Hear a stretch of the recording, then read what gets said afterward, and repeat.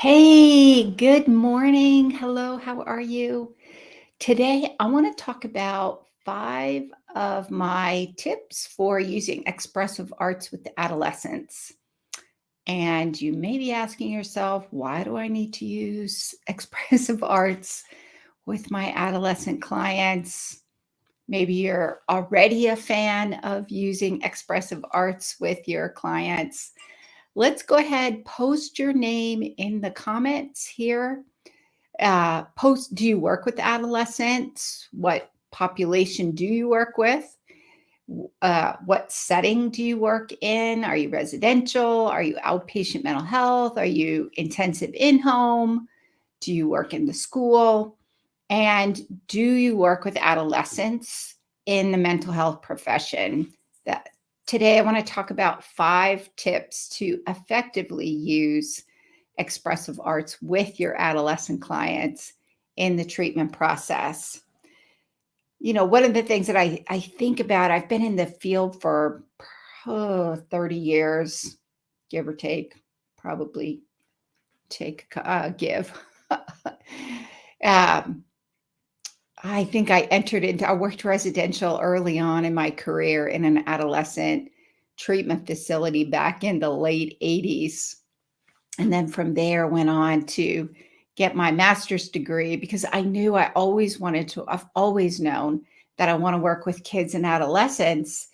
And when I discovered play therapy and then expressive arts, to me, that was the golden ticket to success with my clients. So if you're joining, go ahead and post your name in the comments. Do you work with adolescents? Do you use expressive arts, or do you use more of a traditional talk therapy approach?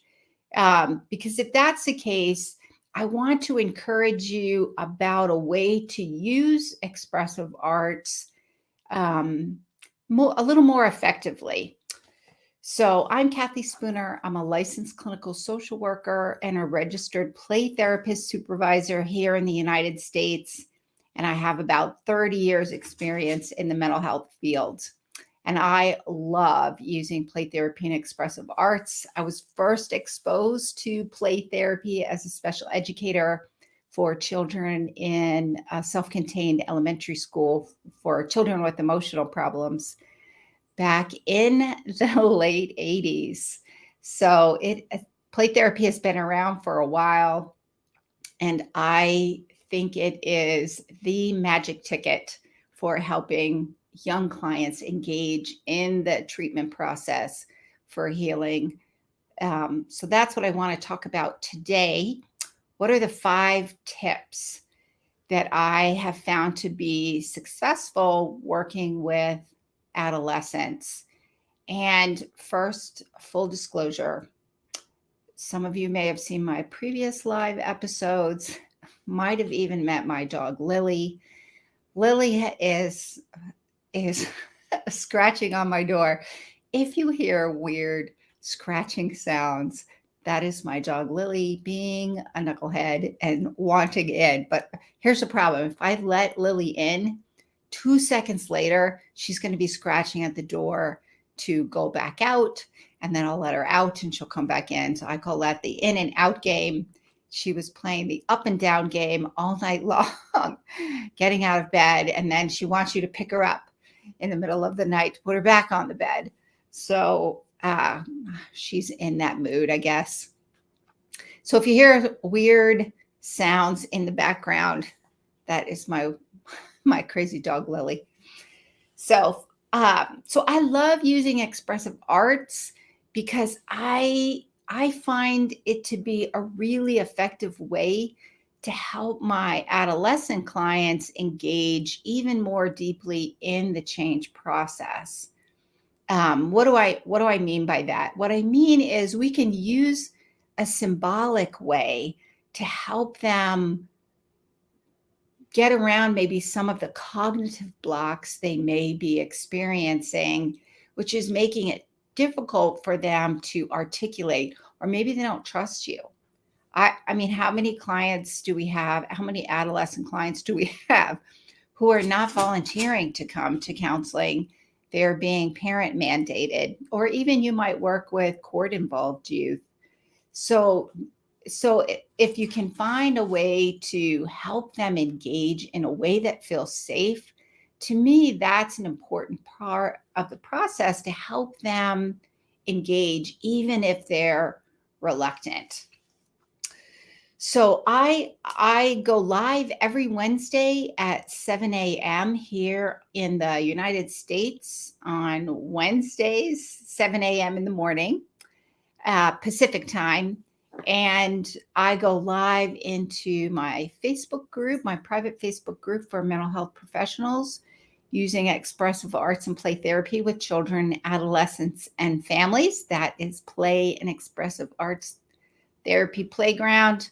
I go live in LinkedIn and also on my YouTube channel. So if you find this information helpful, please share it across your social media platforms. So first and foremost, I'm going to pull up my little banner here. I like using expressive arts because I do find that it's a helpful way to create that therapeutic space for change. So for example, I can sometimes find out more, not sometimes, actually most of the time, I can find out more about what's going on with my clients using more of a nonverbal modality like art or music. I love using poetry. I love using sand tray. I'd love to be more proficient at drama therapy. I think drama therapy is amazing, especially if you're working with groups. We used it a little bit in the one of the residential treatment centers I worked in for adolescents. We used it a little bit. It's phenomenal. Movement therapy. Any of these expressive modalities is another way to get at and better understand your clients, and provides them with a way to express themselves, to communicate themselves, to feel seen and heard. And they don't always have to have their cognitive brain areas engaged to be able to insightfully explain to you as the therapist what's going on with them, because they may not know, or they may not feel ready to do that. That's one of the reasons I love using neuroscience and attachment. I use that in my clinical work. All of my trainings, we typically go over neuroscience and attachment, because that's the framework that I like to use. So I'll ground a lot of the work that I do in that framework. And I talk about that in the trainings that I do. I have an online supervision group, and we talk about that in there as well. And so using expressive arts fits in really well to that framework. And so with that said, I'm going to share my 5 tips for using expressive arts. First and foremost, we know from neuroscience that safety is critical in order for our clients to engage with that. Therapeutically, we've known that for decades, that therapeutic rapport is critical for helping our clients to engage in the change process. We know from neuroscience that we have to feel safe in order to engage our social engagement circuits and our play circuits, which I would include expressive arts in that kind of play. We know that our play circuits will only engage when our social engagement circuits are also engaged. So, and you can see that in their behavior in your office. Are they guarded? Are they kind of standoffish? Or standoffish? Are they using single words? Are they head down, arms crossed? All of those things. And even kids who are ready for counseling and want counseling, it's still going to take time for them to feel comfortable, because we are asking them to be vulnerable. And when we're adding on expressive arts, that's a whole nother layer of vulnerability that we're asking them to do in our session. So first and foremost, we need to create a sense of safety and security. And there are some things you can do using expressive arts in order to help create some safety and security and to help them slowly begin to um, be more vulnerable in the therapeutic session. So that's first and foremost. You're not going to get anywhere until you can create that sense of safety and security. One of the ways you can help to create a sense of safety and security is really find out what their interests are. Are they, most teenagers I have ever met, on occasion, there is one, I call them the outliers, that are not big fans of music. Like they don't have a favorite group, or they don't have a favorite song, or they don't really listen to music very much. It doesn't happen very often. Most adolescents love music. So if I'll often go on, ask them what their favorite group is. And then we go on YouTube and I'll ask them, what's one of your favorite songs? We'll go on and we'll find that song on YouTube. We'll play the song. I'll ask them, what do you like about that song? What's one of your favorite lyrics in that song? That in and of itself gives you a ton of information. Plus, you're also meeting them where they are and helping to establish that rapport by engaging in mutually in things that are of interest to the adolescent. You're setting the stage for them to invite you into their world so you can get to know them. So you can find out what their interests are. Music is to me always one of my go-tos. Art, maybe they like art. So find out what it is that they do like, and then you can begin choosing some of your expressive arts interventions from there. The other thing is you want to think about what it is, what are you targeting? What is it that you're trying to accomplish in that session? Are you trying to establish a sense of safety and security? You're going to probably choose different expressive arts interventions early on in the treatment process, depending on your client, because you're going to get to know your client. You're going to find out about them. You're going to find out what their interests are and what kind of interventions will help to accomplish that goal. That's the beginning. And then as you go along and you've established that therapeutic rapport and you're getting to know them a little bit better, maybe you want to do some more directive interventions focused on exploring some of their negative self-talk. What are some of their core beliefs that are interfering with their effectiveness and relationships and feeling good about themselves? And so you may want to use activities to help explore that. You may want to use expressive arts activities that will help to change some of those cognitive distortions and help them to use some positive self-affirmations. You may want to explore relationships and their beliefs about themselves, about others, and their relationships. I talk a lot about that in my trainings that I do, especially the one I have on using expressive arts with adolescents. There's a concept called mentalization, which is an attachment and a neuroscience concept that is essentially understanding how are we understanding the intentions of others, the emotions of others, the beliefs of others. How are we using that information that influences our relationships? And using that neuroscience and attachment lens, you can then also kind of think about what expressive arts activities, how can you use expressive arts to explore that?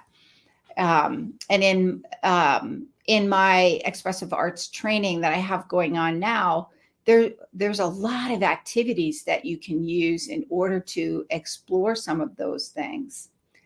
And then the thing is, to me, this next one is really, really, really important. So we've established rapport, you've figured out what their interests are, you're thinking about what it is you want to target in the change process, you're getting started, you're using the interventions. The key is this is a projective modality, which means we're accessing that unconscious, and maybe it is conscious and they're aware of it, maybe it's unconscious and they're not necessarily aware of it. That has to be protected. And so we want to make sure that we're not making assumptions about what it is they're producing. We want to make sure we're not making assumptions about what something means. We want to make sure that we're not asking questions in a way that, even though we may not intend it, it can come across as probing too much or judgmental. Not necessarily that we mean it that way. It may come across that way. That will shut down the process. The other thing is, I always call it like, I don't want my stuff to kind of step all over their unconscious content. There's a way in which we approach and use expressive arts that is respectful of the nature of what it is that we're asking them to produce. So we talk a lot about that in my trainings. How do you introduce, and also my supervision groups? That is one of the things I think is really important, is that we understand how can we ask the questions? How do we therapeutically hold that content, that unconscious content? So how do we therapeutically hold that from session to session to session? And how do we make sure we pace that process so that we're not asking our clients to risk vulnerability before they're ready to go there? This is a really, really powerful modality. And I think it's important for us to understand as mental health professionals what it is we're asking our clients to do. And to me, training and supervision are the keys to making sure that we use expressive arts effectively and ethically, even, so that we can be more effective when we're using it with our clients. And then finally, what's your framework that you're operating out of? I like using neuroscience and attachment is probably my foundational framework that I operate out of. I like using neuroscience and attachment because it helps me understand what's going on with them. I heard years ago, I heard this saying that I love.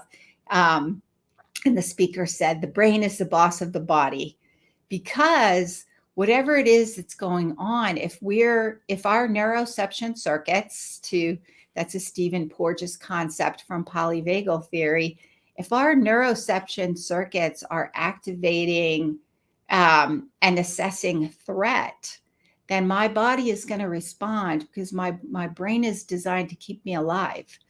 And it's perceived or actual. So if I've perceived threat, then my body is still going to engage as if there is threat. And I like to use that to kind of understand behavior. I like to use neuroscience and attachment to help me understand where the roots of that behavior are coming up. What are the roots of the mental health challenges that they're experiencing? Most of us in the mental health field, if you've been in for a while, have probably got a whole toolbox full of theoretical tools to use. I like to throw in a little Jungian informed therapy, trying to essentially amplifying the symbolic meaning of what's going on. Again, respecting that unconscious content. I like to use a little narrative therapy and give voice to some of the symbolic representations. So many theoretical models. in my framework that I can work out of. And these are a lot of the things that I talk about in supervision and training, because I think they're important to make sure that we're understanding what theoretical framework we're working out of. Because I always say theory drives application. So there's a difference between theory and application. And that's the clinical part, that clinical decision making that we're always trying to figure out. How do we take that theory and the practical application of it with this specific client sitting in front of me? That's an important part of that decision making. And to me, making sure that we ground our interventions, our expressive arts activities in some kind of a theoretical framework is really, really important, I think, in order to help us, one, ethically work that treatment process with our clients, doing it effectively and doing it accurately. So those are, to me, the 5 things that I find to be incredibly helpful when I'm working with adolescents to use expressive arts. And that is it for today. Let me do a quick recap. First and foremost, make sure you are creating that safe space. We're asking our clients to risk vulnerability. So we want to make sure that we're creating that space where they can feel comfortable and go to those deeper levels of the change process. And that may take a while for some clients. Some clients may be coming in ready to go. Some clients may not. I know sometimes I've even used interventions with really guarded clients, and what appeared to like not work very well, maybe they didn't engage, or maybe they did the minimal. What that tells me though is they're not feeling safe. So it still gives me a lot of really good information. You want to find out what are their interests. We're connecting with them. This is about them. If we want avenues in, find out what they're interested in, and that will help them engage even more and establish more safety and security. Also, think about, what are you trying to target with your expressive arts? What are you trying to accomplish? You've used your clinical decision making. You're kind of figuring out where they are in the change process. Did an intervention not work? I've had that happen. 30 years in, I still try different things, and sometimes they don't work. But that gives me information.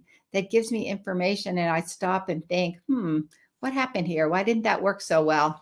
And then it'll help me figure out a different one to use. Sometimes I've used activities that I was thinking, oh, this is going to be perfect. It's going to be so awesome. My clients come in and they're in a different space than they were the previous week, and it doesn't work at all. It bombs. But that still gives me information. And I've used some activities where I was thinking, oh, I do not know if this is going to work or not. And it works great. So that all gives good information. And you want to still make sure that you're understanding and having some intention to the activities that you're using. What is the purpose? What are you trying to accomplish at that specific phase of the treatment process? Because then you want to choose your interventions accordingly. And this is key. I cannot underestimate this enough. Respect their projective content, how you introduce it, how you process it, questions you ask, the way that you ask. This was years and years and years ago, I once was supervising a clinician, and this particular clinician was working with a middle school child who was kind of reluctant. And so I was kind of observing the session, the therapist gave a directive, and then the therapist was processing what the client, and the next thing I know, the therapist was picking up markers and adding onto the client's drawing. In my head, I thought I was going to have a heart attack. that is their unconscious content. We have to respect that space. That is theirs. We don't, that to me is like going out to dinner and you see something that you like on the table next to you, the strangers next to you, and you see something on their table that you like. So you go over there and you take it. You've just invaded their space. It's kind of that's the analogy I like to use. That is their space. We need to protect that. We need to hold that. How do we hold that from session to session to session? Making sure we do not make assumptions about what something is. And the theory is given a free and protected space, our clients will move towards healing and wholeness. So if we trust that process and have some understanding of what's going on and how to hold it for sure, and essentially it really is about trusting the process to allow our clients to go at their pace, and that will unfold as they need it to unfold. So that's a really important process. Do we need to understand what's going on in the treatment process? Yes, we do. That is our job to kind of figure out, are they making progress? Are if they're not, why are they not making progress? We still have to do all of that while simultaneously making sure we are respecting that unconscious content or even conscious content, that process of using expressive arts so that they can communicate, express themselves, feel seen and heard. That in and of itself is healing. So that's an important part of the process. And I can't stress that one enough. I don't, it's hard. It's that balance between, oh my gosh, I don't want to do any harm. So I kind of, as a therapist, I'm frozen with fear versus settling in, being fully present in the moment and allowing my client to use the activity in the way that they need to use the activity to create that space, that no judgment zone. That's what I call it. This is a no judgment zone. How do we do that? And that's an important piece of both knowing what's going on clinically while simultaneously trusting the process that they're going to get what they need. And then finally, to me, making sure you have a framework that you're operating out of. And most of us will use more of an integrated approach. Just make sure that you have a framework and that you are using it. The theory drives application. So making sure that we're grounding those interventions that we're choosing with expressive arts in a framework, because that framework helps us understand how are we conceptualizing what is going on with our client? How are we understanding that problem? And once we understand that, how are we going to use these interventions to help engage our clients in the healing process, engage in that change process? And if we can ground them in some kind of theoretical model, like for me, my default is neuroscience and attachment, and that helps guide my decision making through the treatment process with my clients, so that I'm thinking about what's going on, how am I figuring out what are the roots of the behavior, and based on this theory model, I can use this intervention this way. Like if I'm using a CBT framework, that intervention is going to look different than maybe if I'm using more narrative therapy. It's probably going to look a little different. So that is it for today. If you found this information useful, please share and like it across your social media. And if you're interested, I do have a training. It's a self-paced, on-demand, online training using expressive arts and play therapy with adolescents. I talk a lot about neuroscience and attachment as the framework to understand behavior, understanding that mind-body connection. I talk about a lot of different kind of activities some of the activities to use with art, using mindfulness for that mind-body connection. I talk about the developmental aspects of working with adolescents to make sure that the treatment is geared towards their unique developmental needs in the treatment process. And we can look at art developmentally to get a sense of socially and emotionally what's going on with our clients as well. Tons and tons of activities in there. There's also a community group, which is kind of like a Facebook group where you can ask questions, get help and support. And then also periodically, I'll be scheduling live Zoom calls so we can do some consultation about the information from the course and how to use that with your specific clients. So if that is of interest to you, you can go onto my website at rrhcounseling.com/courses. There are 2 versions of the course, Expressive Arts and Play Therapy with Adolescents. One version of the course has continuing education hours available. And then if that's not something you need and that doesn't meet your professional needs, there's another version that is a little less expensive because there aren't any continuing education hours with that course. So if you're interested in the course, you can go online, check it out, read more about it, and I will see you next week. Bye.